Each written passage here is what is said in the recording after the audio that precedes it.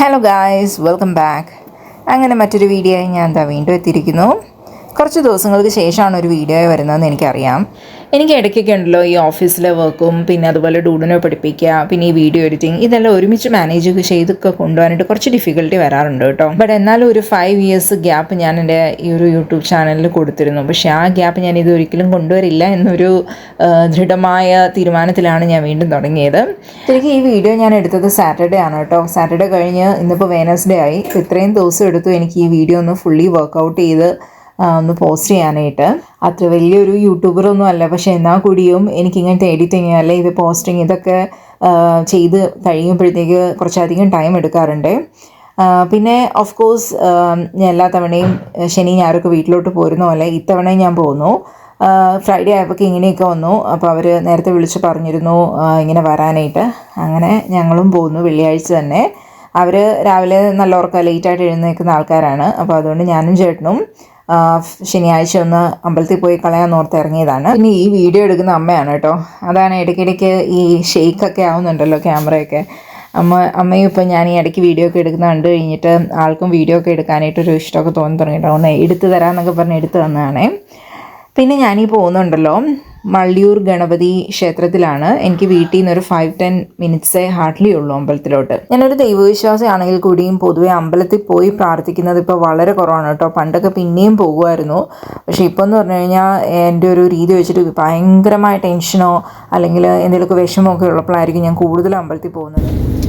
രാവിലത്തെ നാച്ചുറൽ വെളിച്ചത്തിൻ്റെ ആയിരിക്കും ഈ ഒരു വല്ലാണ്ട് ബ്രൈറ്റ്നസ്.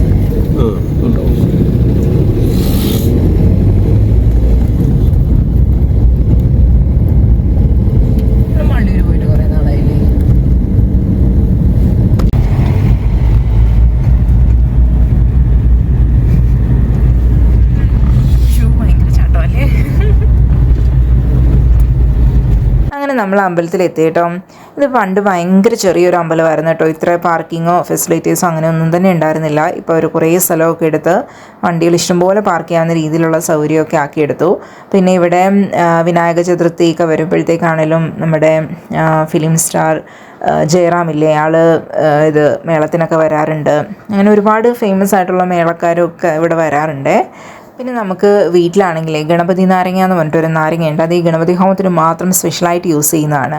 അപ്പോൾ ആ നാരങ്ങ നമ്മുടെ വീട്ടിൽ പണ്ടിങ്ങനെ വെച്ച് പിടിപ്പിച്ചുകൊണ്ട് ഇടയ്ക്ക് അതിൽ ഇഷ്ടംപോലെ ഉണ്ടാകുമായിരുന്നു. അപ്പോൾ അമ്മയാണെങ്കിലും ഈ ഗണപതി ഹോമത്തിന് സ്ഥിരം ഇവിടെ നാരങ്ങ കൊണ്ട് കൊടുക്കുമായിരുന്നേ.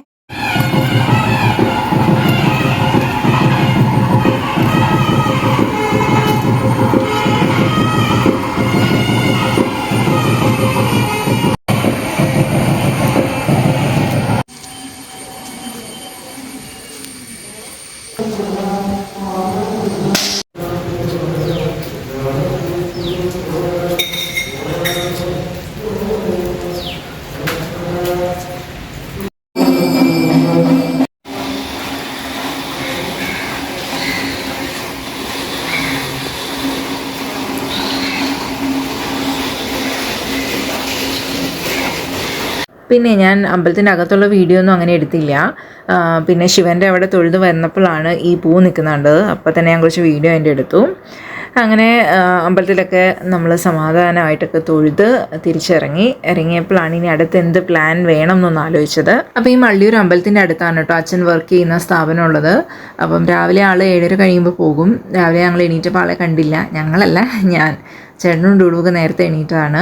അപ്പം ഒന്ന് വെറുതെ പോയി ആളെ കണ്ടേക്കാം എന്നോർത്തിട്ട് അച്ഛൻ്റെ വർക്ക് ചെയ്യുന്ന പ്ലേസിലോട്ട് ഞങ്ങൾ അങ്ങ് പോയി. ഇപ്പം വണ്ടിയിൽ ബാക്ക്ഗ്രൗണ്ടിൽ ഒരു ശിവൻ്റെ പാട്ടാണ് കേട്ടോ റൺ ചെയ്യുന്നത്.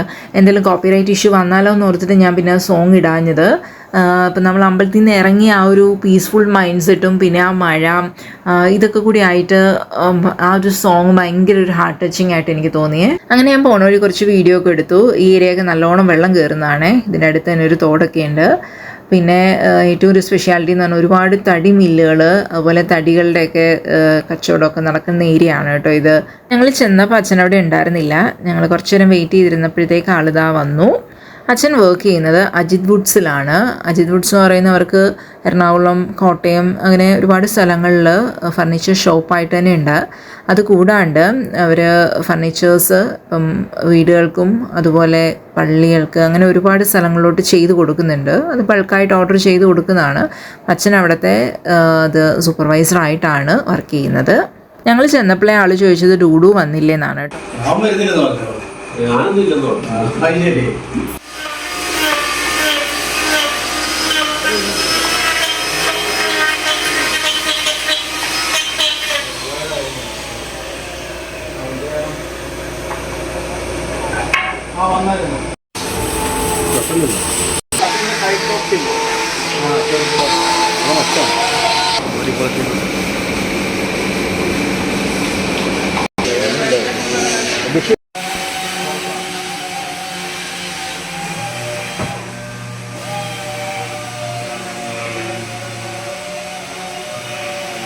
അങ്ങനെ നമ്മൾ അവിടെ നിന്നൊക്കെ ഇറങ്ങി. എനിക്ക് ആ ഒരു വർക്ക്ഷോപ്പിൽ പോകാൻ ഭയങ്കര ഇഷ്ടമാണ് കേട്ടോ.